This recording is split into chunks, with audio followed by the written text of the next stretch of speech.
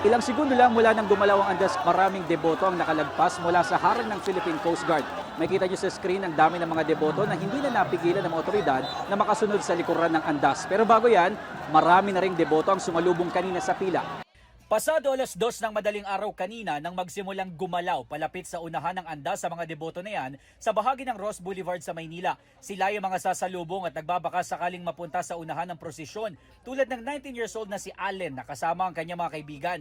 Taon-taon po kasi kami talagang salubong talaga po namin Pero ang hindi nila alam, mayroon ng mga nakaposteng balangay at mga ihos sa harapan na haharang sa mga sasalubong na deboto. Bukod pa dyan ang mga pulis na nakabantay din sa harapan.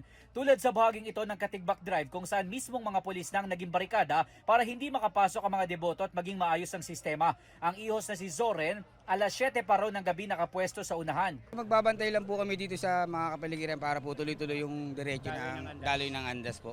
Para po hindi po mabalaw at maganda po ang agos na.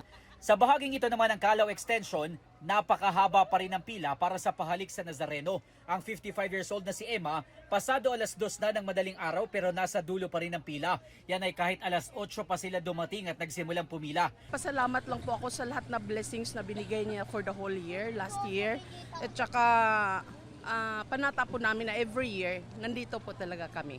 Una namang sinabi ng pamunuan ng simbahan ng Quiapo na palalawigin hanggang sa January 10 ang pahalik sa Nazareno. Dahil naman sa sobrang daming deboto, tila nagkulang na rin ang mga portalet na nakakalat sa paligid ng Quirino Grandstand.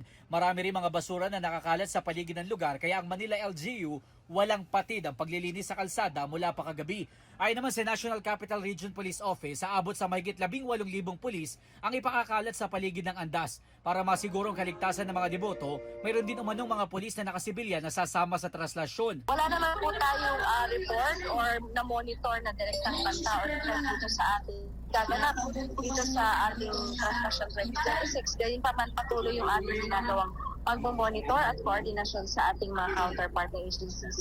Sabi pa ng NCRPO, epektibo na mula kaninang hating gabi ang liquor ban na mahigpit na ipatutupad sa lungsod, lalo na sa daraanan ng andas.